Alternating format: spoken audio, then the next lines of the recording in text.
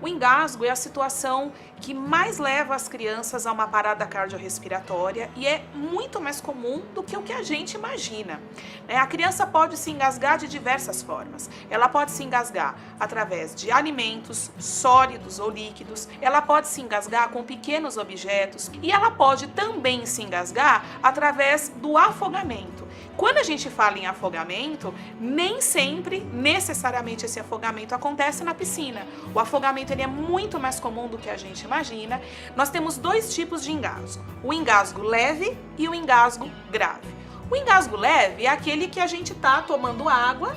Então, tomei uma água, mas eu ainda estou tossindo. Essa é uma defesa que é do meu próprio organismo. O que fazer? Deixar tossir, estimular a tosse. O que não fazer? Não soprar na cara da criança. A criança corre o risco de levar o que está engasgando-a ao pulmão. Eu não vou pedir nem que ela olhe nem que é para cima. Ela olhou para cima, o risco de ir para os pulmões é muito grande. E eu também não vou dar água, líquido nenhum. O que se faz no engasgo leve? Só estimula a tosse. Agora tem outro tipo de engasgo, né? Tem o engasgo grave, que também é bastante comum, não só em crianças, mas em adulto também. Então, na criança, o que a criança vai apresentar?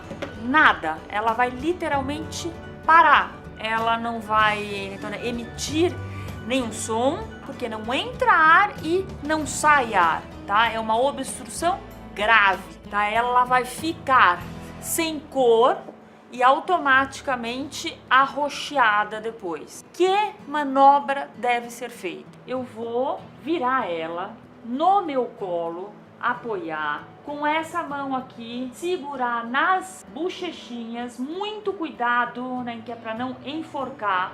Vou dividir as costas na metade e da metade, né, que é para cima, deixando ela sempre inclinada mais para baixo, tá? Eu vou dar golpes 1, 2, 3, 4, 5.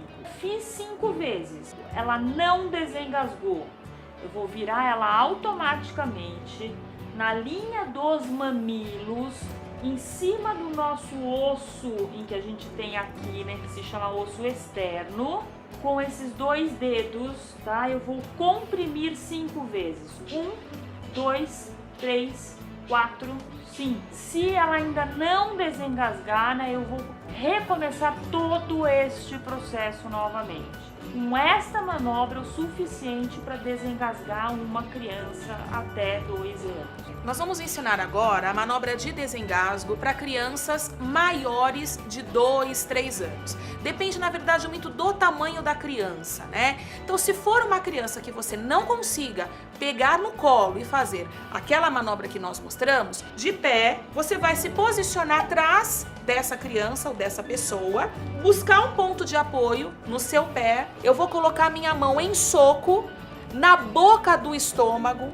A boca do estômago, ela começa logo onde terminam aqui esse osso, onde termina o osso entre as costelas, entre o arco costal. Então, vou colocar minha mão em soco, essa outra mão eu vou impulsionar um movimento de golpe, para que haja expulsão do alimento. Então, eu vou fazer esta manobra aqui. Então, não se desespere. Faça a manobra, é importante reconhecê-las, é importante prevenir, porque todas essas situações elas podem e devem ser prevenidas, e é importantíssimo que todos façam o curso de primeiros socorros, que todos tenham esse conhecimento, porque é isso, na verdade, que vai nos trazer segurança.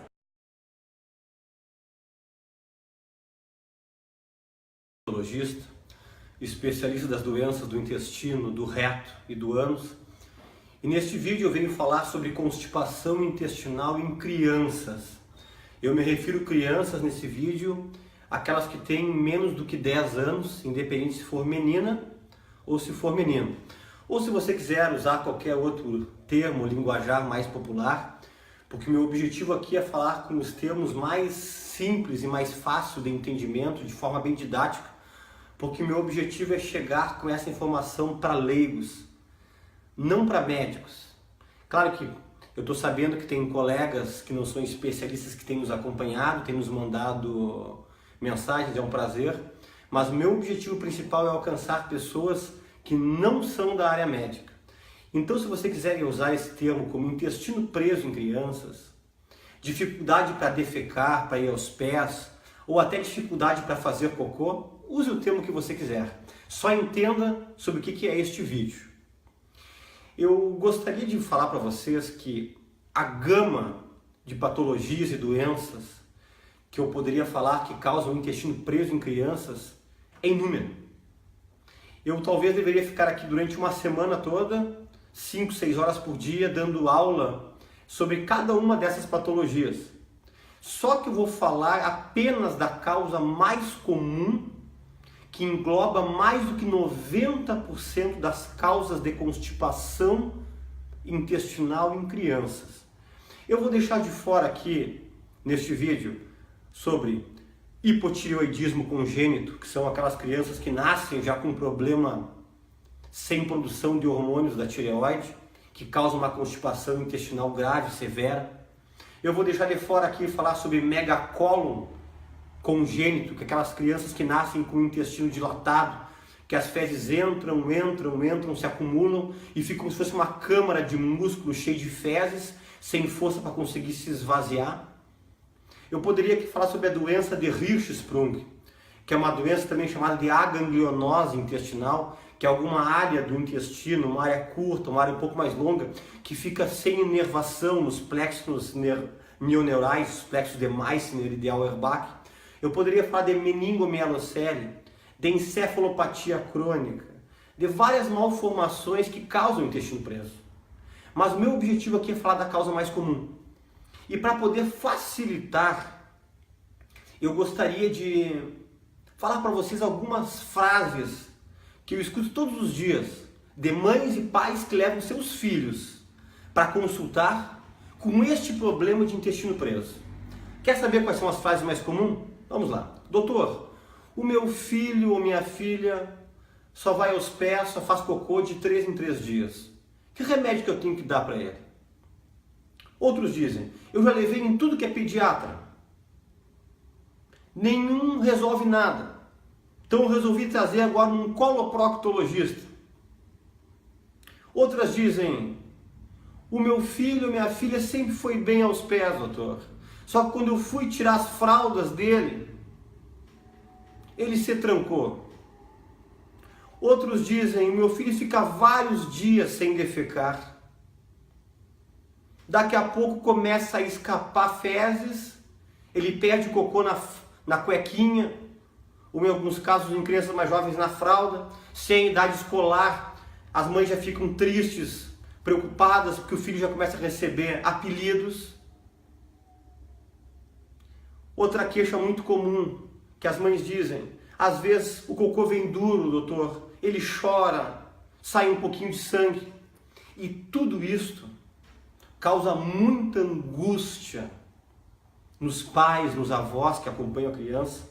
Geralmente as crianças, como chegam no coloproctologista, sabe por que vem com toda essa ansiedade imbuída? Porque geralmente passou por vários médicos. Dificilmente levam a criança direto no coloproctologista. Eu não estou recriminando, porque geralmente crianças levam-se num pediatra, né? Mas acontece muito, depois quando não resolve vir, acabar procurando um especialista só da parte do intestino reto e ânus. E isso causa muita ansiedade, eu sei disso. Só que eu gostaria, inicialmente, de firmar alguns conceitos com vocês de início. Primeiro, é normal criança ficar até 3 dias sem defecar. Ah, mas o meu filho, meu segundo filho, o meu primeiro filho, meu terceiro filho vai aos pés, faz cocô todos os dias, doutor. O priminho faz todos os dias. Ótimo para ele. Mas se o seu filho defecar de 3 em 3 dias e não se queixar por isso, fica tranquilo. Isso é normal, não causa dano nenhum na parte do intestino, nem no reto, nem no ânus de criança nenhuma. Esse é o primeiro conceito. Segundo conceito, A imensa maioria das crianças não tem constipação intestinal, no sentido literal da palavra, que quer dizer, o seu intestino é preguiçoso, trabalha lento. Não é isso. O grande problema das crianças, que eu tento colocar na cabeça dos pais, dos avós, dos tios, dos padrinhos que estão junto na consulta, é que o problema delas chama-se bloqueio defecatório. Deixa eu traduzir para o português para você. Bloqueio defecatório quer dizer que ela se tranca na saída do reto. As fezes até passam por todos os trajetos do intestino, pelo seco, colo ascendente, transverso, descendente, sigmoide. Quando vai chegar no reto para sair, a criança se prende.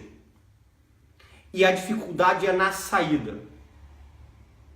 Deixa seu like, se inscreva e ative as notificações. Até a próxima!